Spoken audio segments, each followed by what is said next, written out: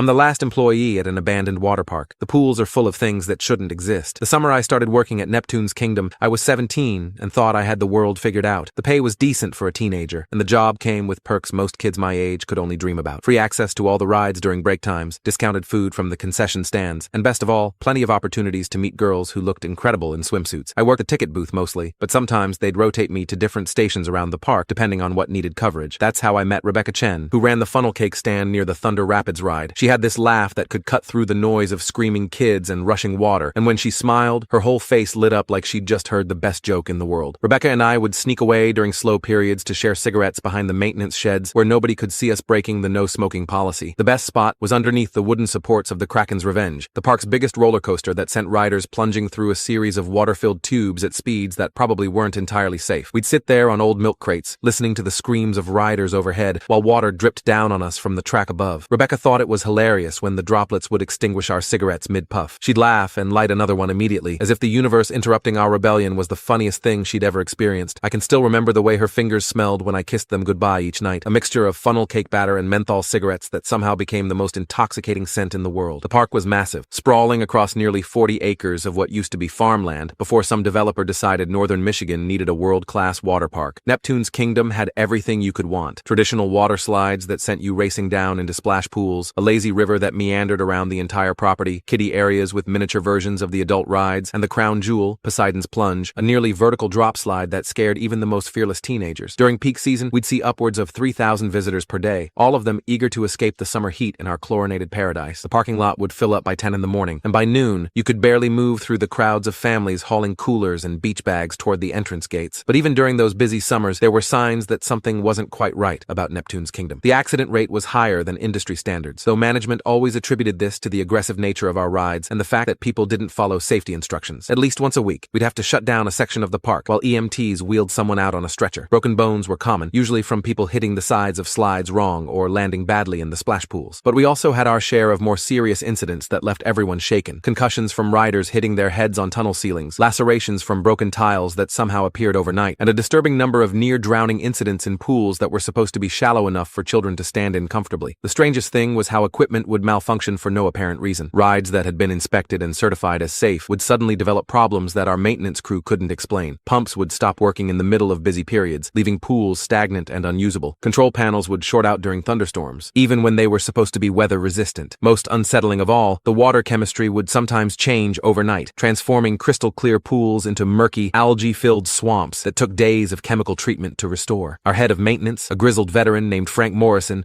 who'd been working water parks for 30 years, would shake his head and mutter about equipment that seemed to have a mind of its own. Rebecca and I dated through that entire first summer, and by the time Labor Day weekend rolled around, I was head over heels in love with her in the way only 17-year-olds can manage. We talked about staying together when she left for college, maybe even getting engaged after I graduated high school. But like most teenage romances, ours didn't survive the reality of distance and different life paths. She headed off to study business at Michigan State, and I finished my senior year working part-time at a local grocery store, counting down the days until Neptune's Kingdom would reopen, and I could return to the place where I'd been happiest. By the time summer came around again, Rebecca had found someone new, and I was left with memories of funnel cake and menthol cigarettes that would haunt me for the rest of my life. The second summer was different. I was 18 now, officially an adult, which meant I could work full-time and take on more responsibilities around the park. They promoted me to shift supervisor, which meant I was in charge of a handful of other teenage employees and got to carry one of those important-looking walkie-talkies that made me feel like I was running the place. But with the promotion came exposure to things I'd never noticed as a regular employee. The incident reports that management tried to keep quiet, the insurance investigators who showed up unannounced to examine accident sites, and the increasingly frequent visits from state safety inspectors who seemed genuinely concerned about our accident statistics. The pool incidents were getting worse and more frequent. What used to be isolated problems were becoming daily occurrences that threatened to shut us down entirely. The Mermaid Lagoon, our main swimming area, developed an algae problem that resisted every chemical treatment we tried. The water would clear up for a day or two, then return to an unsettling green color that reminded me of pond scum. Kids who swam in it would develop rashes that took weeks to heal, and a few parents threatened lawsuits before management finally closed the area indefinitely. But closing sections of the park meant overcrowding in the remaining areas, which led to more accidents and injuries as people pushed the limits of rides that were already operating beyond safe capacity. Frank Morrison started acting strange during my second summer. He'd always been a bit eccentric, the kind of guy who talked to machinery like it could understand him, but now he seemed genuinely afraid of certain areas of the park. He'd refused to go near the deep-end pools after sunset, claiming he could hear things moving in the water that shouldn't be there. When pressed for details, he'd just shake his head and mutter about 30 years in the business and never seeing anything anything like what was happening at Neptune's kingdom. Other employees started avoiding him, convinced he was either drinking on the job or suffering from some kind of mental breakdown brought on by stress. The first time I saw something that couldn't be explained away as equipment malfunction or human error was during a late-night maintenance shift in July. I was working with Jake Rodriguez, another supervisor who'd been at the park for 3 years, checking the chemical levels in all the major pools before opening the next morning. It was tedious work that required testing pH levels, chlorine content, and overall water clarity at dozens of different locations throughout the park. We'd developed a routine where Jake would handle the testing while I recorded the numbers and adjusted chemical dispensers as needed. We were about halfway through our rounds when Jake called out from the deep end of Poseidon's pool, the massive collection basin for our biggest water slide. His voice sounded strange, higher pitched than normal, with an edge of panic that made me drop my clipboard and run over to see what was wrong. Jake was standing at the edge of the pool, shining his flashlight down into the water with a look of absolute terror on his face. When I asked what he was seeing, he just pointed into the depths and whispered that something had grabbed his testing equipment and pulled it down into the darkness. I looked where he was pointing and saw his pool skimmer disappearing into water that should have been only 8 feet deep at its maximum, but the skimmer kept sinking, its outline visible through the clear water for what seemed like impossible distances before finally vanishing entirely into blackness that extended far beyond the physical dimensions of the pool. Jake quit the next morning without giving any explanation to management beyond claiming he'd found better opportunities elsewhere. I tried to convince myself that what we'd witnessed was some kind of optical illusion, maybe caused by underwater lighting that created false depth perception in the darkness. But over the following weeks, I started paying closer attention to things I'd previously ignored. The way some pools seemed deeper during certain times of day, as if their dimensions changed when nobody was looking. The sounds that came from drain grates late at night, like something large moving through pipes that were supposed to be too small to accommodate anything bigger than debris and leaves. Most disturbing of all, the occasional glimpses of movement in peripheral vision, shapes that seemed to dart just beyond the reach of our floodlights whenever I worked the night maintenance shifts. By the end of that second summer, Neptune's kingdom was bleeding money from lawsuits and insurance claims. The local news had picked up on our safety problems, running investigative pieces about the unusually high accident rate and questioning whether the park should be allowed to continue operating. Attendance dropped by nearly 60% as word spread about the dangers lurking beneath our fun-filled exterior. Management tried everything they could think of to restore public confidence, hiring additional safety personnel, implementing new protocols for ride operation, even bringing in consultants from other successful water parks to identify problems and recommend solutions. But nothing seemed to work, and by Labor Day weekend, everyone knew that Neptune's kingdom was living on borrowed time. The announcement came in October, delivered by our general manager to a group of year-round employees that had shrunk to less than a dozen people. Neptune's kingdom would not reopen for the following summer. The combination of legal liability, insurance costs, and declining revenue had made continued operation financially impossible. Most of the seasonal staff had already moved on to other jobs or returned to school. But those of us who'd been hoping for long-term employment were suddenly facing unemployment in a small town with limited opportunities. The manager offered me a position with the skeleton crew that would maintain the property through the winter while they attempted to find a buyer, and with no other prospects on the horizon, I accepted what I thought would be a temporary assignment. That first winter alone at Neptune's kingdom was like living in a post-apocalyptic wasteland designed by someone with a cruel sense of humor. The rides stood silent and motionless, their bright colors faded and garish under the gray Michigan sky. Heavy tarps covered all the pools, creating a landscape of uneven blue and green shapes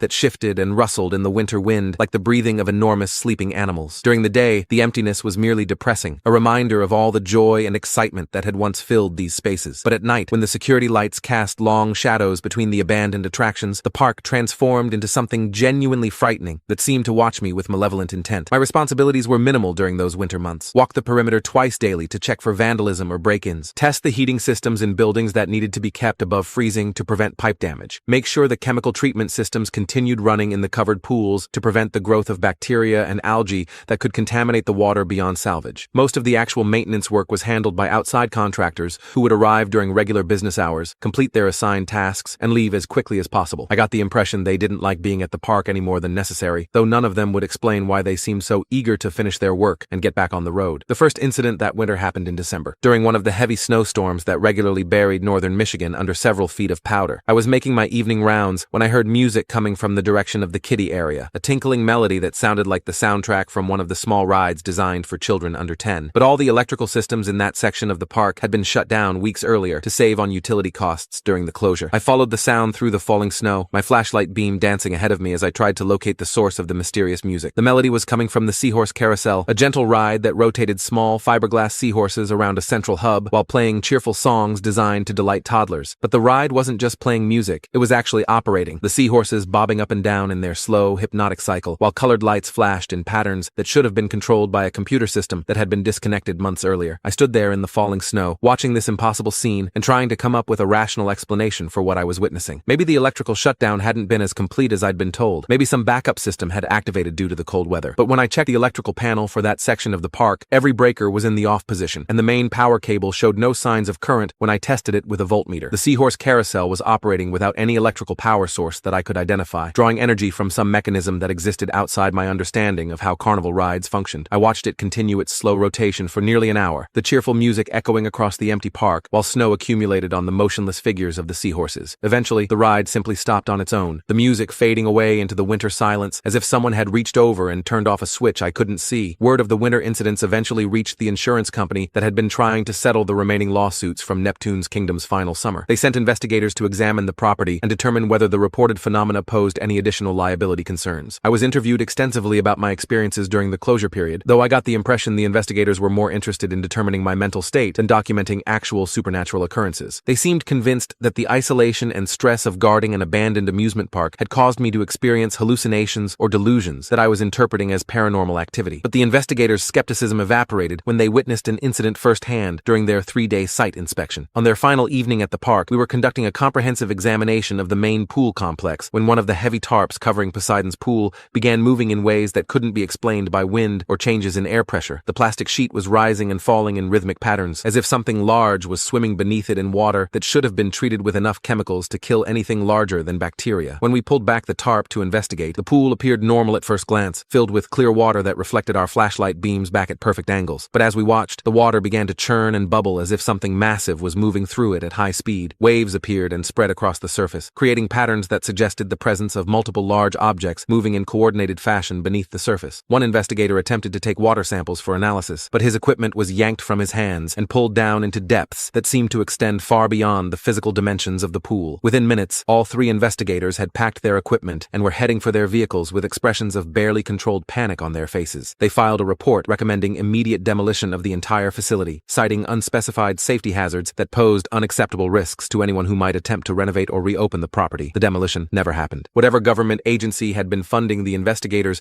apparently decided that the cost of tearing down Neptune's kingdom exceeded the potential benefits of eliminating the hazards it contained. Instead, they classified the property as a contaminated site requiring ongoing monitoring and assigned me a permanent position as site caretaker with benefits and salary that far exceeded anything I could have earned elsewhere. My job description was deliberately vague, requiring only that I maintain minimal security and report any significant changes in site conditions to a phone number that connected me to an automated system that seemed to record my messages but never provided any human response. The years began blending together after that decision. Spring would arrive, and I'd spend weeks preparing the park for a reopening that never came. Summer would pass with me walking empty pathways between silent rides, while grass grew through cracks in the concrete and paint peeled from surfaces that had once been maintained with obsessive care. Fall would bring its own maintenance challenges as leaves clogged drainage systems, and winter weather preparation became my primary focus. And winter would return, bringing with it the incidents that had become so common I barely bothered reporting them anymore, unless they posed direct threats to my safety or the structural integrity of the park's infrastructure. The pools were changing, evolving into something that bore only superficial resemblance to the recreational water features they'd once been. The chemical treatment systems had long since been overwhelmed by whatever was growing in the water, and the bright blue surfaces had transformed into dark, murky environments that reminded me more of natural ponds than artificial swimming areas. Strange algae formations created patterns on the surface that seemed almost deliberate, geometric designs that would appear overnight and persist for weeks before shifting into new configurations. The smell of chlorine had been replaced by an organic scent that reminded me of ocean tide pools during low tide, briny and rich with the smell of things that lived and died in salt water. Frank Morrison had been right to be afraid of the deep-end pools. Whatever lived in those waters now was large, intelligent, and completely uninterested in maintaining the peaceful coexistence that had characterized the early years of my caretaking duties. During my evening security rounds, I would sometimes hear sounds coming from the covered pools that suggested the presence of creatures far too large to fit within the physical constraints of human-designed swimming facilities. Splashing that sent waves high enough to disturb the tarps covering the pools. Deep, resonant calls that sounded like whale songs transmitted through water that couldn't possibly be deep enough to accommodate marine mammals of any significant size. The most unsettling discovery came during the spring of my 7th year as caretaker. I was conducting routine maintenance on the pool covering systems when I noticed that several of the tarps had developed holes that appeared to be deliberately cut rather than torn by weather or wear. The edges were too clean and precise to be accidental damage, and the holes were positioned in patterns that suggested they'd been created by something with enough intelligence to understand the function of the covers and deliberately compromise their integrity. When I investigated further, I found that the holes provided perfect vantage points for observing the pool interiors from above, as if something had been studying the the underwater environments and needed better access to whatever was living beneath the surface. I started carrying a camera during my rounds, hoping to document some of the phenomena I'd been witnessing for potential analysis by experts who might be able to explain what was happening at Neptune's kingdom. But electronic equipment seemed to malfunction whenever I attempted to record anything unusual. Batteries would drain instantly when pointed at areas of high activity. Memory cards would corrupt, leaving nothing but static or impossible images that looked like photography errors rather than documentation of actual events. On one occasion, my camera actually caught fire in my hands when I tried to photograph something moving beneath the tarp covering the Kraken's pool, leaving me with minor burns and no evidence of what I'd been trying to capture. The isolation was becoming harder to bear as the years passed. My contact with the outside world had dwindled to occasional supply deliveries and the monthly visits from government officials who would conduct brief inspections and file reports I was never allowed to read. Friends from my time as a regular employee had moved on with their lives, pursuing careers and relationships that seemed impossibly distant from my existence as the guardian of an abandoned water park filled with things that shouldn't exist. I'd grown older, but felt somehow disconnected from the aging process, as if time moved differently within the boundaries of Neptune's kingdom than it did in the world beyond the security fence. The dreams started during my 10th year as caretaker, vivid nightmares that felt more like memories of experiences I'd never actually had. I would find myself swimming through vast underwater spaces that bore no resemblance to any of the pools at Neptune's kingdom, navigating through kelp forests and coral formations that belonged in ocean environments rather than chlorinated recreational facilities. In these dreams, I was always being pursued by something massive and ancient that moved through the water with predatory grace, always just beyond the edge of my vision, but close enough that I could feel the displacement of water as it passed nearby. The most disturbing aspect of these dreams was how they seemed to be teaching me things about Neptune's kingdom that I'd never consciously learned. I would wake up with knowledge of hidden passages beneath the park that connected the various pools in an underground network I'd never seen mapped in any architectural plans. I knew the locations of drainage systems that extended far beyond what should have been necessary for a facility of the park's size, tunnels that seemed to connect not just to municipal water systems but to natural underground water sources that predated the construction of the park by geological epochs. Acting on information from these dreams, I began exploring areas of Neptune's kingdom that had been off-limits during my tenure as caretaker. Using maintenance keys that I'd never been told I possessed, I gained access to underground service areas that contained equipment I couldn't identify and control systems that seemed to be monitoring conditions in pools that weren't supposed to exist. The readings on these mysterious instruments suggested water temperatures, pressure levels, and chemical compositions that were completely inconsistent with what I observed during my surface-level inspections of the park's facilities. The underground areas were extensive, far more complex than anything that should have been necessary to support the operation of a water park. Tunnels branched off in directions that led away from the main facility, extending into areas that would have been outside the property boundaries if my understanding of the park's layout was accurate. Some passages were filled with water that flowed with enough current to suggest connection to underground rivers or aquifers that could transport materials across vast distances. The sound of moving water echoed from depths that seemed to extend far below the bedrock that was supposed to be the foundation for the entire facility. Following one of the water-filled tunnels led me to a discovery that fundamentally changed my understanding of what Neptune's kingdom had become during its years of abandonment. The tunnel opened into a vast underground chamber that contained a pool so large I couldn't see its far edges, even with my most powerful flashlight. The water was different here, darker and more viscous than anything I'd encountered in the surface pools, with a mineral content that left a metallic taste in the air. But it was the shapes moving beneath the surface that convinced me I was no longer dealing with anything that could be explained through conventional understanding of marine biology or aquatic ecosystems. The creatures inhabiting this hidden pool were enormous, their forms visible only as shadows that blocked out sections of the underwater lighting that seemed to emanate from sources I couldn't identify. They moved with deliberate purpose, following patrol patterns that suggested territorial behavior and complex social organization. When they surfaced briefly to breathe or communicate, I caught glimpses of anatomical features that belonged to no species I'd ever seen documented in marine biology texts. Appendages that seemed to serve multiple functions, sensory organs that responded to stimuli I couldn't detect, and most disturbing of all, what appeared to be artificial modifications or enhancements that suggested technological sophistication far beyond what should have been possible for purely biological entities. The realization that Neptune's kingdom had been built on top of something that existed long before the first human settlement in the area was simultaneously fascinating and terrifying. The water park hadn't been contaminated or invaded by unknown species. It had been constructed directly over a habitat that contained life forms so advanced and alien that their mere presence had gradually transformed the artificial pools into extensions of their natural environment. Every accident, every equipment malfunction, every inexplicable incident during the park's operational years had been the result of contact between human-designed recreational facilities and an ecosystem that operated according to principles that human science had never encountered. Understanding the true nature of my situation should have prompted an immediate decision to evacuate and seek help from authorities who might be equipped to deal with the discovery. But by that point in my tenure as caretaker, I'd become so integrated into the ecosystem of Neptune's kingdom that leaving felt both impossible and undesirable. The creatures inhabiting the underground pool had become aware of my presence during my exploration, human, and rather than reacting with hostility, they seemed to regard me as a beneficial addition to their environment. My role had evolved from security guard to symbiotic partner, helping to maintain conditions that supported their continued existence, while they protected me from external threats that might disrupt the delicate balance we'd achieved. The government officials who conducted monthly inspections were clearly aware that Neptune's kingdom contained anomalous phenomena that required ongoing monitoring, but their interest seemed focused on containment rather than understanding, ensuring that whatever existed within the park's boundaries remained isolated from the general population. My reports had become increasingly honest over the years, documenting encounters and observations that should have prompted immediate intervention. Instead, my candid descriptions of impossible creatures and physics-defying phenomena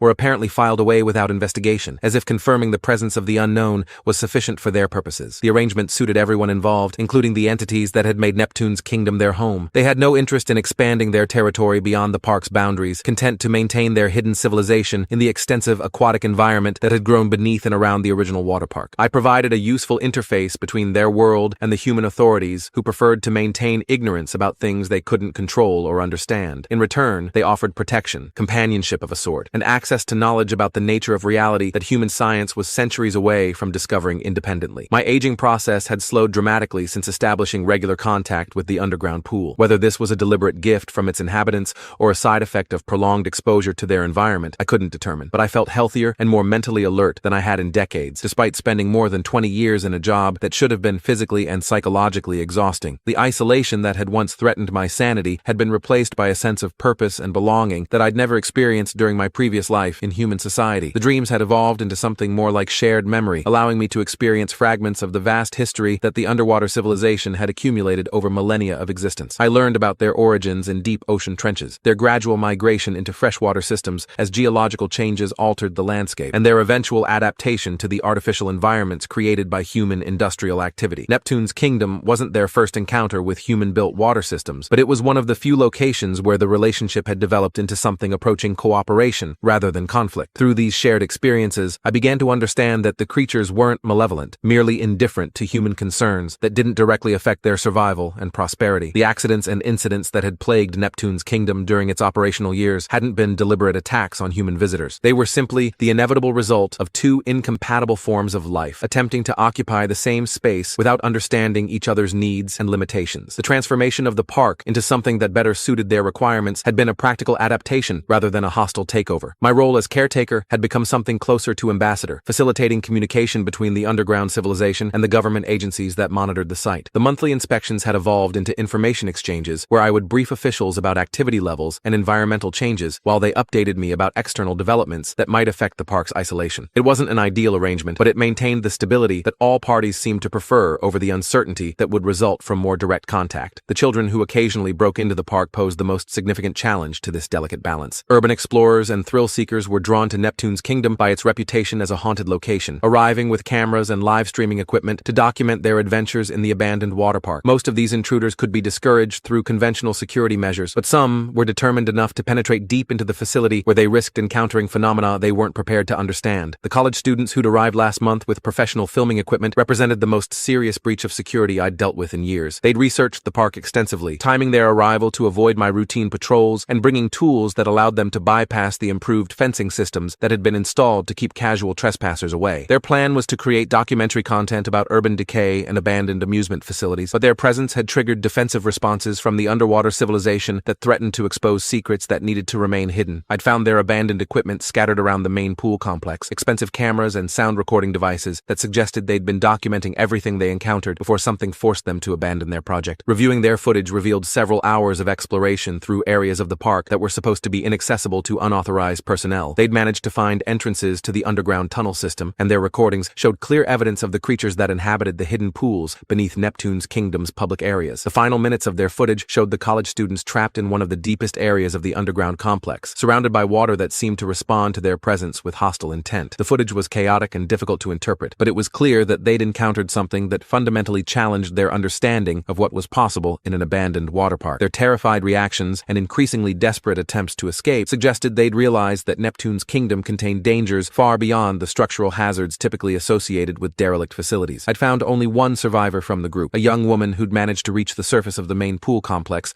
but remained catatonic for hours afterward. When she finally regained the ability to speak, she could only repeat fragments of what she'd experienced in the underwater chambers. Descriptions of vast spaces filled with impossible architecture and creatures that defied biological classification. The paramedics who'd responded to my emergency call had sedated her before transporting her to a facility that specialized in trauma cases, but I doubted she would ever fully recover from exposure to realities that human minds weren't equipped to process. The incident had prompted increased scrutiny from the government agencies that monitored Neptune's kingdom, along with upgrades to security systems that made future breaches less likely. But it had also demonstrated that the delicate balance we'd maintained for more than 2 decades was becoming increasingly fragile as curiosity about the abandoned park grew among people who had no understanding of what they might encounter. The urban exploration community was sharing information about successful penetrations of the facility, encouraging more adventurous individuals to attempt their own investigations of the mysterious water park that refused to be demolished or forgotten. My reports about the college student incident had generated more interest from my government contacts than any communication I'd submitted in years. For the first time since accepting my position as caretaker, I was receiving direct instructions about how to handle my responsibilities rather than being left to develop my own protocols for managing the site. The new guidelines emphasized containment above all else, authorizing me to use any means necessary to prevent unauthorized access to the underground areas where the most sensitive phenomena occurred. But the increased oversight came with resources that finally allowed me to properly maintain the facility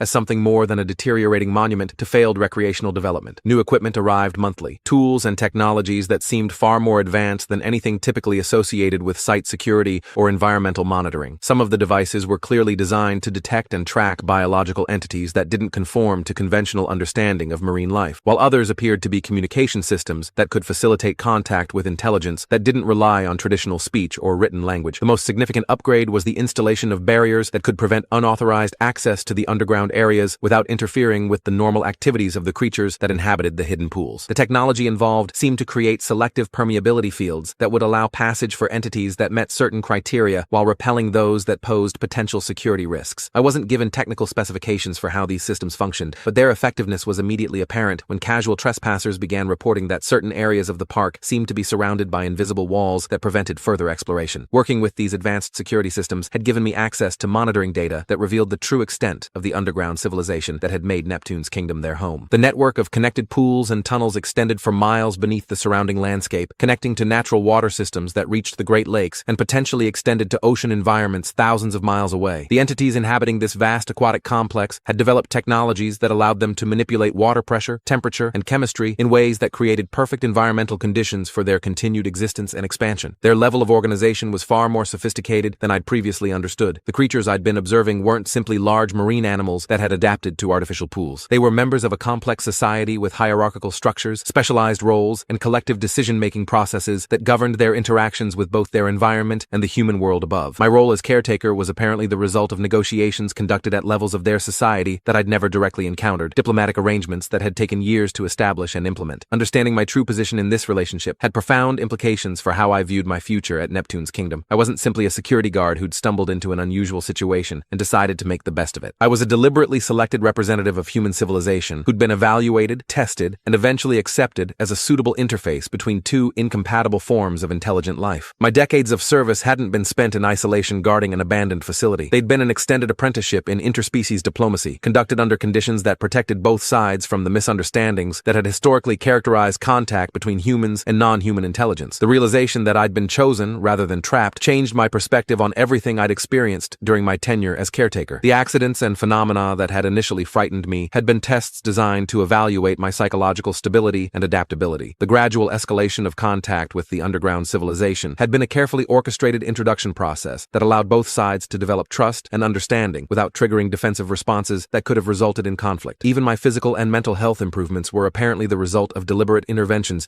designed to ensure my continued effectiveness in a role that required longevity and resilience that normal human biology couldn't provide. But with understanding came responsibility that extended far beyond the simple caretaking duties I'd originally accepted. The government agencies that monitored Neptune's kingdom were apparently part of a larger organization that dealt with anomalous phenomena throughout the world, and my success in establishing peaceful relations with the underwater civilization had identified me as someone suitable for similar assignments elsewhere. They were offering me opportunities to expand my role, traveling to other locations where contact with non-human intelligence required representatives who understood the complexities of interspecies diplomacy. The decision wasn't easy. Neptune's kingdom had become my home in ways that went beyond simple familiarity or comfort with routine. The relationships I'd developed with the entities inhabiting the underground pools represented the most meaningful connections I'd experienced since losing Rebecca all those decades ago. Leaving would mean abandoning friends and allies who'd protected and supported me through the most challenging period of my life. Trading unknown relationships for uncertainties that might not offer the same sense of belonging and purpose. But staying meant accepting that my future would always be defined by decisions made during my youth. When I'd been too naive to understand the implications of accepting a simple caretaking job at an abandoned water park, the world beyond Neptune's kingdom had continued evolving while I'd been learning to communicate with aquatic entities and maintain facilities that operated according to physics I couldn't entirely comprehend. Rejoining human society would require adaptations that might be even more challenging than learning to coexist with creatures from the depths of underground pools. The choice was ultimately made for me by the entities themselves. During one of our regular communication sessions, they made it clear that my role at Neptune's kingdom had always been intended as preparation for larger responsibilities rather than a permanent assignment. They'd been sharing information about human civilization with their counterparts at other locations, and the consensus was that expanded contact would be beneficial for both species if conducted through representatives who understood the requirements for successful interspecies cooperation. My replacement arrived last week, a young woman with a background in marine biology and linguistics who'd apparently been recruited through the same careful selection process I'd undergone decades earlier without realizing it. She'd been briefed about the true nature of Neptune's kingdom and seemed genuinely excited about the opportunity to establish contact with an advanced aquatic civilization. Her enthusiasm reminded me of my own feelings during the early days of my tenure, before I'd understood the weight of responsibility that came with serving as humanity's representative to intelligences that viewed our species as barely evolved beyond primitive tribalism. Training my successor required sharing knowledge that I'd never been able to discuss with anyone who could truly understand its implications. I found myself describing creature behaviors and environmental conditions that sounded like fantasy, even to someone who'd been prepared for contact with non-human intelligence. The depth and complexity of the underwater civilization was something that could only be appreciated through years of direct experience, and I worried that my replacement wouldn't develop the intuitive understanding necessary for effective communication before encountering situations that required immediate and accurate responses. But the entities themselves seemed confident in their choice of my successor, and their judgment had proven reliable throughout our relationship. They demonstrated remarkable insight into human psychology and behavior, accurately predicting how various individuals would react to contact with phenomena that challenged fundamental assumptions about the nature of reality. If they believed my replacement was suitable for the role, she probably possessed qualities that would allow her to succeed, even if her approach differed significantly from the methods I'd developed through trial and error. My final week at Neptune's kingdom was spent documenting everything I could remember about the facility's transformation over the past 25 years, creating a record that might help my successor avoid the mistakes and misunderstandings that had characterized my early tenure as caretaker. The process of reviewing my experiences forced me to confront how much I'd changed during my time at the park, the ways in which prolonged contact with non-human intelligence had altered my fundamental assumptions about consciousness, communication, and the nature of existence itself. I was no longer the frightened teenager who'd accepted a simple security job at an abandoned water park, nor was I the confused young man who'd spent years trying to rationalize phenomena that couldn't be explained through conventional understanding of physics and biology. I'd become something new, a hybrid form of consciousness that could function effectively in both human society and the aquatic civilization that had adopted me as their representative to the surface world. The knowledge and abilities I'd gained during my transformation would allow me to serve as a bridge between species that had previously existed in complete isolation from each other. Tomorrow, I leave Neptune's kingdom for the first time in 25 years, beginning a new chapter of my life that will involve travel to locations where similar contact situations